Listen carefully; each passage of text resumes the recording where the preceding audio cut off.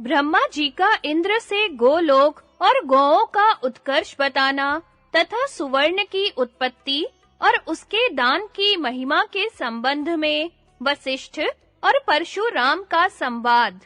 भीष्म जी कहते हैं, युधिष्ठिर, जो मनुष्य सदा यज्ञ शिष्ट अन्न का भोजन और गोदान करते हैं, उन्हें प्रतिदिन अन्न दान और यज्ञ करने का फल मिलता है।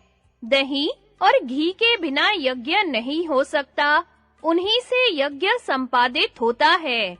इसलिए गौओं को यज्ञ का मूल कहते हैं। सब प्रकार के दानों में गोदान ही उत्तम माना गया है। गौएं श्रेष्ठ, पवित्र तथा परम पावन बताई गई हैं। मनुष्य को अपने शरीर की पुष्टि तथा सब प्रकार के विघ्नों की शांति के लिए भी गौओं का सेवन करना चाहिए। इनका दूध, दही और घी सब पापों से मुक्त करने वाला है। गौएं इस लोक और परलोक में भी महान तेजो रूप मानी गई हैं। उनसे बढ़कर पवित्र और कुछ भी नहीं है। इस विषय में ब्रह्मा जी और इंद्र के संवाद रूप प्राचीन इतिहास का उदाहरण दिया जाता है। पूर्व काल में दैत्यों के परास्त होने पर जब इंद्र तीनों लोकों के अधीश्वर हुए, तो समस्त प्रजा बड़ी प्रसन्नता के साथ सत्य और धर्म में तत्पर रहने लगी। तदनंतर एक दिन ऋषि, गंधर्व, किन्नर, नाग, राक्षस, देवता, असुर, सुपर्ण और प्रजापति गण ब्रह्मा जी की सेवा में उपस्थित थे। इसी समय देवराज इंद्र ने ब्रह्मा जी को प्रणाम करके पूछा, भगवन, गोलोक समस्त देवताओं और लोकपालों के ऊपर क्यों है? गौओं ने ऐसा कौन सा तप किया है जिससे वे रजोगुण से रहित होकर देवताओं के भी ऊपर आनंद पूर्वक निवास करती हैं? मैं इस बात को जानना चाहता हूँ। ब्रह्मा जी ने कहा, इंद्र, तुम सदा गौओं की अवहेलना करते हो, इसी से तुम उनका महात्म्य नहीं जानते। अब मैं तुम्हें गौओं का उत्तम प्रभाव और महात्म्य बता रहा हूँ, सुनो। गौओं को यज्ञ का अंग और साक्षात यज्ञ रूप बतलाया गया है। इनके बिना यज्ञ किसी तरह नहीं हो सकता। ये अपने दूध और घी से प्रजा का पालन पोषण करती है तथा इनके पुत्र खेती के काम आते और तरह-तरह के अन्न एवं बीज पैदा करते हैं, जिनसे यज्ञ संपन्न होते और हव्य कव्य का भी काम चलता है। इन्हीं से दूध, दही और घी प्राप्त होते हैं। ये गौएं बड़ी पवित्र होती हैं और बैल भूख प्यास का कष्ट सहकर अनेकों प्रकार के बोझ ढोते रहते हैं। इस प्रकार गो जाति अपने कर्म से ऋषियों तथा प्रजाओं का पालन करती रहती है। उसके व्यवहार में शठता या माया नहीं होती। वह सदा पवित्र कर्म में लगी रहती है। इसी से ये गौएं हम सब लोगों के ऊपर निवास करती हैं। इंद्र, तुम्हारे प्रश्न के अनुसार मैंने यह बात बताई कि गौएं देवताओं के भी ऊपर क्यों निवास करती हैं।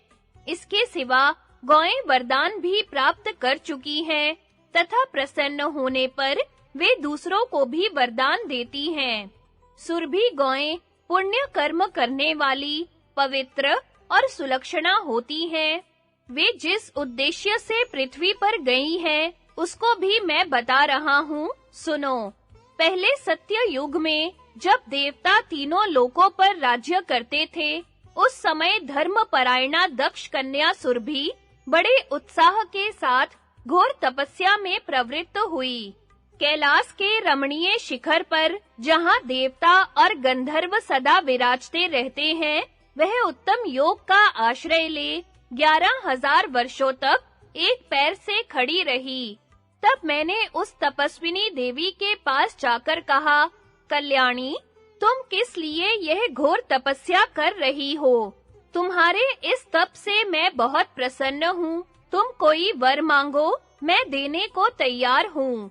सुरभि ने कहा, भगवन, मुझे वर लेने की कोई आवश्यकता नहीं है। मेरे लिए तो सबसे बड़ा वर यही है कि आज आप मुझ पर प्रसन्न हो गए। ब्रह्मा जी कहते हैं, इंद्र, जब सुरभि ने इस प्रकार कहा तो मैंने उसे यूं उत्तर दिया, देवी, तुमने लोभ का परित्याग करके निष्काम भाव से तप किया है, इससे मुझे बड़ी प्रसन्नता हुई है। अतः मैं तुम्हें अमर होने का वरदान देता हूँ। अब मेरी कृपा से तीनों लोकों के ऊपर तुम्हारा निवास होगा। जहाँ तुम वास करोगी, उसकी गोलोक के नाम से ख्याति होगी। तुम्हारी सभी शुभ संतानें मनुष्य लोक में प्राणियों के हित का कार्य करती हुई वहाँ निवास करेंगी। तुम अपने मन से जिन दिव्य अथवा मानवीय भोगों का चिंतन करोगी, वे सब तुम्हें प्राप्त होंगे तथा सब प्रकार का सुख तुम्हारे लिए सदा सुलभ रहेगा। इंद्र, सुरभि के निवास भूत गोलोक में समस्त कामनाएं पूर्ण होती हैं। वहाँ मृत्यु, बुढ़ापा और अग्नि का जोर नहीं चलता। दुर्दैव तथा अशुभ की भी वहाँ पहुँच नहीं है।